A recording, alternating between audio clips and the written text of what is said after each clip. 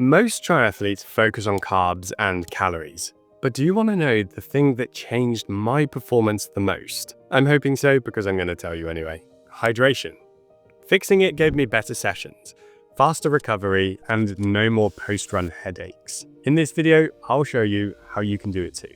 And if you're new here, then hey, my name's James and I'm a registered sports and exercise nutritionist. I help triathletes to take the guesswork out of nutrition so that they can train, recover, and race faster. Today we're covering something that made a huge difference to my own training, as well as the other triathletes that I work with. I used to get splitting headaches after tough sessions, especially long, hard runs. I honestly didn't have any idea why this used to happen, and I'd blame all sorts of different things. But when I improved my hydration, they disappeared. My performance improved and my recovery sped up. So in this video, I'm going to walk you through the exact changes I made to my hydration routine, what I learned from working with other triathletes, and how you can apply the same fixes for your training. The first thing I changed was actually understanding how much I sweated. And honestly, this was eye-opening for me. And I know it was for the members inside the hub who took on my Test Your Sweat Rate challenge. I used to drink a pretty standard 500 ml of fluid per hour, but I've realized over intense runs and bikes, I can easily lose more than 1 liter of fluid per hour.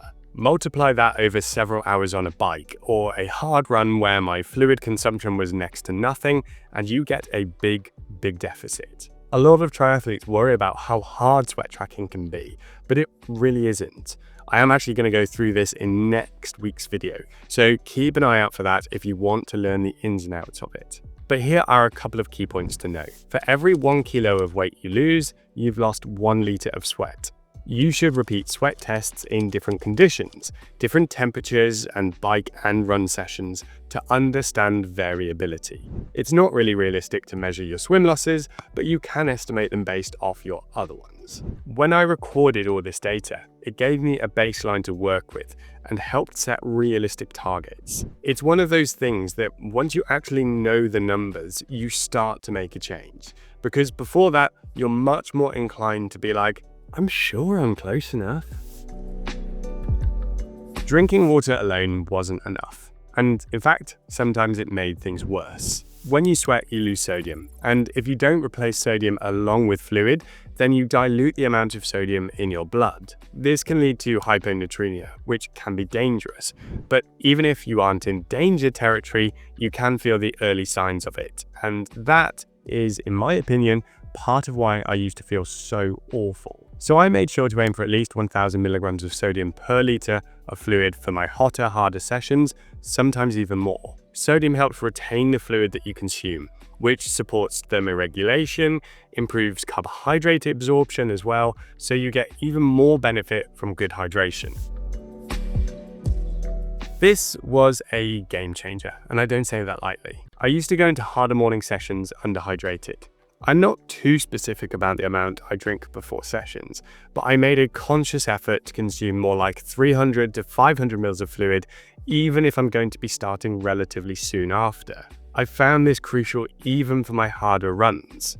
So I used to be scared that more fluid would make my stomach feel sloshy during running, but I've actually found that the better hydrated I am, the better everything feels. I normally include a little bit of sodium here too, even if it's just a pinch of salt. Again, seems to make a big difference to me and actually reduce stomach upset. And while I'm mostly talking about hydration in this video, if you're looking to properly get on top of your nutrition, then check out my free fueling guide for triathletes. I've put a link in the description and comments section of this video, and it will help you to learn what to eat before, during, and after training to perform and recover better.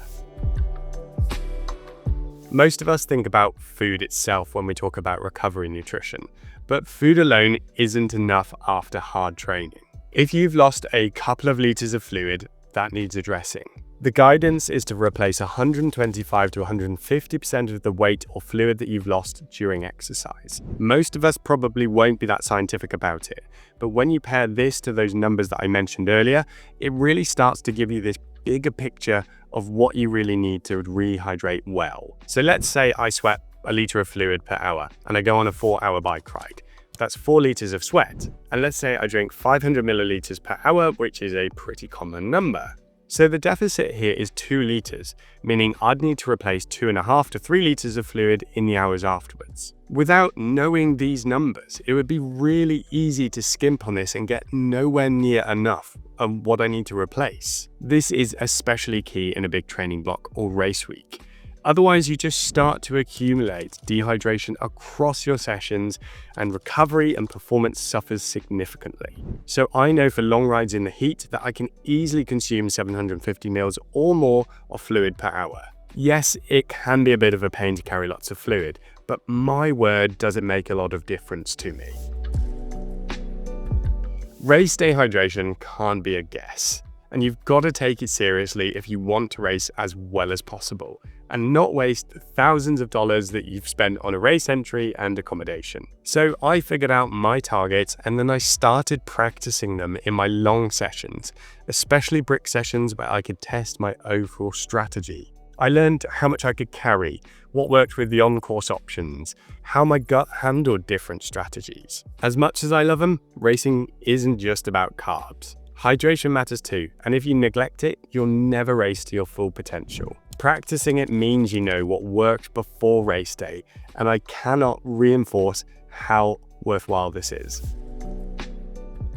Now, with all of that said, just like carbs, it doesn't mean you have to smash the fluid and electrolyte tablets in every session. Firstly, because that would also smash your bank balance, but also because you just don't need to. Not every session needs the same hydration approach. And after low intensity, short training, then I might just drink water. Then I'll scale my sodium intake between 500 to 1,500 milligrams of sodium per liter of fluid based on my overall training volume, temperature, and how hydrated I already am. This gives me flexibility to control my hydration and match it to the demands of my training. Hydration is one of those things that feels basic, but when you get it right, everything feels better. Stronger sessions, faster recovery, fewer headaches, more consistent energy, better gut tolerance for carbs. Basically, everything I talk about trying to improve on this channel. And while those might sound like buzzwords or appealing to the marketing side of things, it genuinely makes a huge difference. These changes transformed my own training, and they're things I actively encourage triathletes to work on inside the Hub, which is my nutrition membership for triathletes who are ready to take the next step with their nutrition. You can check that out as well. There is a link in the description and comment section of this video. Now, another common mistake I see in training is triathletes getting the amount of carbs wrong, and this can really wreck your sessions. So you can watch this video here to learn how to dial it in and perform better every day.